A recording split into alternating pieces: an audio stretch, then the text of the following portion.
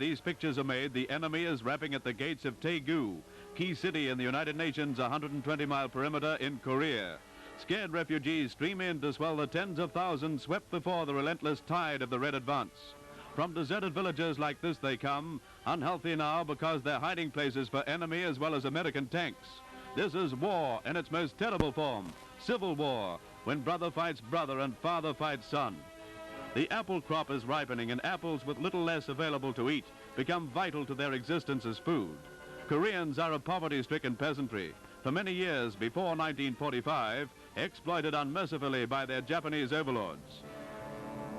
Korean headgear is a constant source of joy to the white troops. South Koreans out of the battle line for a few days. The front is only a few miles from this spot.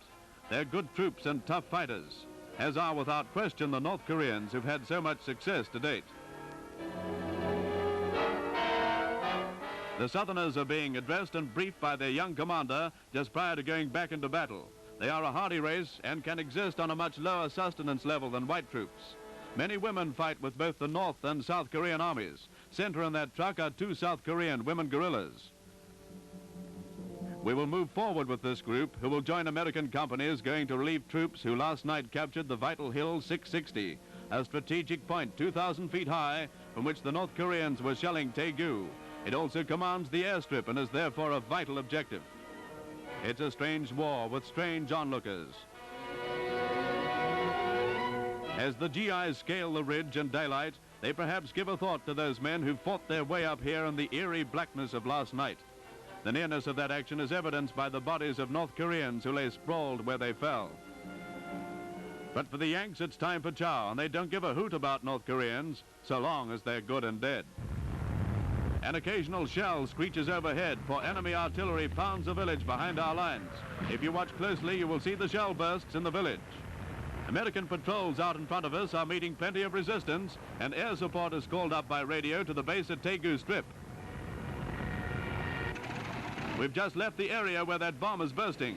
One of the most remarkable stories of this war is the work of the spotting planes now taking off to reconnoiter. Unarmed, low-powered, they literally hover over enemy positions. By radio, they're in touch with infantry positions on the ground, with the air base, and even with fighter pilots in action. United Nations observers. In this group are 2 Australians, a Briton, a Canadian, and an Army major from El Salvador, South America. At Daegu Strip, the gen on the enemy positions is coming in from the spotting planes to waiting pilots. Shortly, you will see an American and an Australian squadron in action side by side in an amazing factual film record of aerial warfare. New deadly weapon, belly tanks loaded with napalm, also known as Gelitol. It's a highly inflammable jelly which is fused and dropped to spray flaming death on enemy foxholes and guerrilla positions. Heavy bombs and rockets beside machine guns comprise the Mustang's striking power. Proof of our air superiority is given by scores of our planes in the open, not 5 miles behind the front line. Back with Thompson to Hill 660 in a grandstand view of a thrilling action. In come the American pilots loosing their rockets onto enemy positions just below us.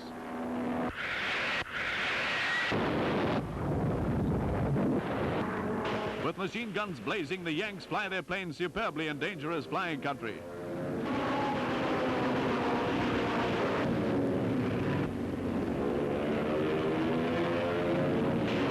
They're sending the score back to the spotters in the base.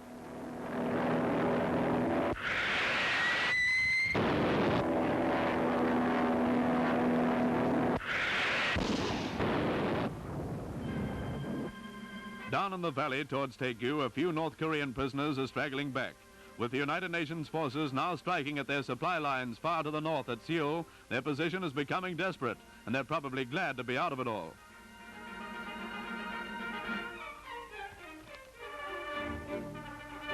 First pictures of British troops in action in Korea. These are the famous Argyle and Sutherland Highlanders who are in contact with the enemy and pouring water fire into his positions, pinning him down. The North Korean forces are constantly probing for weak spots. The Scotties have information to pass back to the airbase too. And now it's the turn of 77 Squadron, Australian Air Force, to take the air and be in the blue, as they would say in Australianese. And what a blue it is.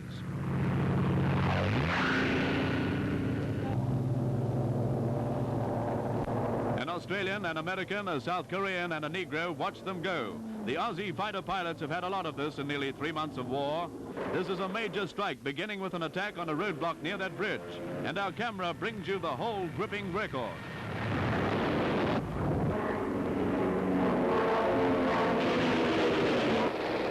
There's an ack-ack position in the center of that town, and plenty of stuff is being thrown up at us.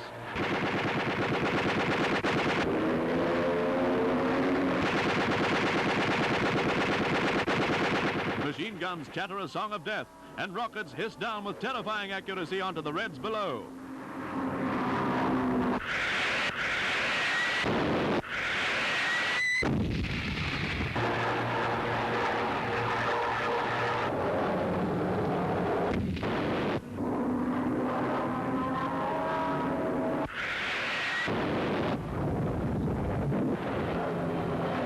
It is with deep regret that we chronicle the fact that it was in this actual action the 77 Squadron's brilliant leader, Wing Commander Lou Spence, was shot down and killed.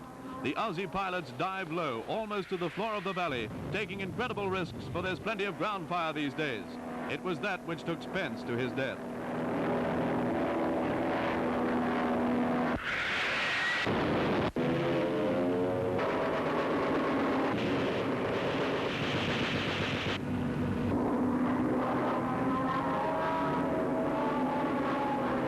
Napalm sprays over a guerrilla strong point. Foxholes are no protection against this kind of attack.